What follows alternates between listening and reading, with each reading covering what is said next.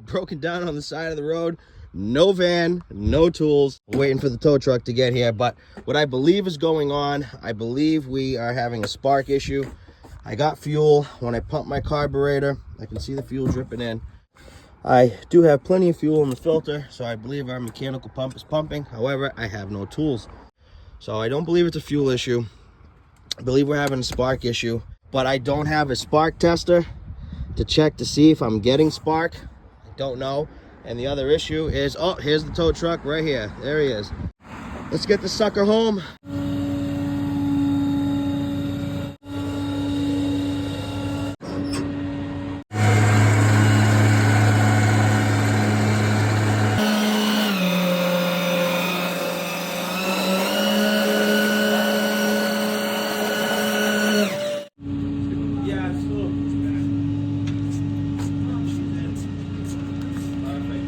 All right, so let's figure out why the C3 doesn't want to start. I suspect we don't have spark, so let's get right into it. So here's our spark tester, and what we're going to do is we're going to connect our spark tester to our spark plug wire, and then the actual spark plug.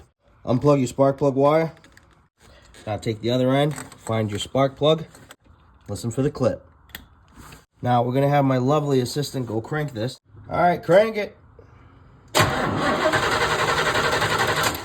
All right, just as I suspected, no spark. All right, let's get into the next procedure. At this point, you want to get a test light, or if you want, you can use your power probe. Whatever works is fine. So let's come here to our positive. This is battery. And we're going to unplug our 12-volt source that is feeding our ignition coil. And what we're going to do is we're going to make sure that we have battery voltage. We should see the same exact battery voltage here as it is on the battery. All right, let's connect this to ground. And we'll power it up right here. So now make sure your key is on when you're doing this. All right, we have 11.6, and that's exactly what we have in our battery right now. It's expected because I've been cranking it. So the next step, now that we've confirmed that we have battery voltage reaching our coil, what we want to do is we want to have somebody crank it and monitor what voltage we're getting. Go ahead, crank it. Okay, 8.2. 8.2 is within spec. I have seen these cars run on as little as 6 volts. So I don't believe that's the issue. However, this setup should be running on no less than 10.5 volts. So we'll address that in a different video. But right now, we need to keep moving forward. So we're going to pull this off. I'm going to show you guys exactly how to ohm that out and let you know if we're in spec or not, because it's either going to be the ignition coil, the magnetic pickup, or it's going to be our 4-prong module. But we're going to get right into that. Let's go ahead, pop this off, and I'll show you guys how to test that right now. All right, so at this point, we're going to completely unplug our electrical connections at our distributor and coil. I'm going to just completely unplug that. And now let's go ahead and remove our 3 bolts. Once we remove our 3 bolts, our coil will be completely exposed. I just got to be careful not to drop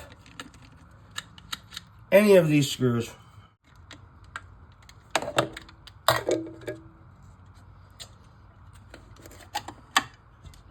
All right, so now that we have our cover removed and our coil exposed, we're going to go ahead and remove these 4 bolts, and we're going to flip it over, and I'm going to show you how to test it.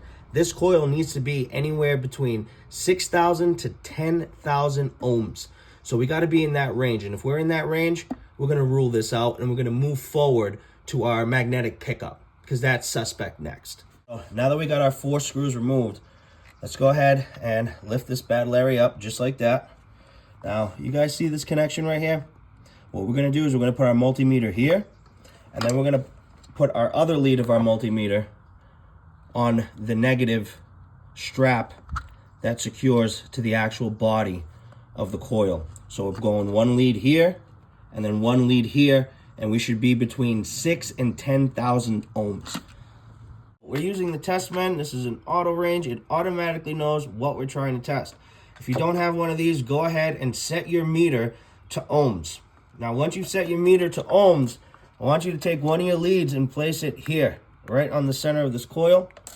And then you're going to come on this side to your eyelid lead. You're going to press it on there like this. And what do we got? 796. Perfect. We are well within spec. There's nothing wrong with this coil. Again, anything below 6,000 is bad. Anything above 10,000 is bad. We are right in spec. Let's move forward to the magnetic pickup. Now that we've ruled out that our coil is not the issue, it is within spec, the next step that we have to do is we're going to have to remove our distributor cap. And we're going to have to check to make sure that our rotor is spinning while we're cranking the engine. We need to confirm that our camshaft is actually spinning our distributor. So that's the next step before we move on to testing our pickup. So let's get right into that. Let's finish securing this. And we're going to lift up this cap. We're going to crank it. And we're going to just make sure that we're getting rotor movement. All right, so this is the part where we're going to remove our distributor cap. And we're going to just verify that our rotor is going to turn. We need to verify that our camshaft is going to spin our distributor shaft. So let's go ahead and verify that this sucker's going to spin. Go ahead. Beautiful, beautiful, beautiful, beautiful, beautiful. All right, so at this point now, this is where we need to remove our rotor. All right, so now I basically have our rotor unscrewed, ready to be removed, because we need to gain access to this plug. This plug is part of our pickup. And again, I told you the pickup is built into this unit. Now, this piece right here, this is what I believe is going to be bad. Once I unplug, I don't even need to unplug it because we have no power hooked up to any of these plugs right here. See the plug? So I actually don't need to unplug it. But I'm being suspect here. So what we're going to do is we're just going to verify that our magnetic pickup is within spec. This plug, I already told you guys, is connected to that magnetic pickup. We need to be between 800 and 1,000 ohms. We are in spec. So what this is telling me is our magnetic pickup that is part of this distributor, the entire unit, this magnetic pickup is built into this. What this is telling me now is our 4-pin module is what's bad. So we're going to go ahead, replace the 4-pin module. We're going to put this all back together, and we're going to see if it's going to fire. All right, so we went ahead and we replaced our 4-pin module. Now she's going to crank it, and hopefully she starts. Go ahead. Oh, baby! She runs! She runs! Let's see if she's going to stay alive.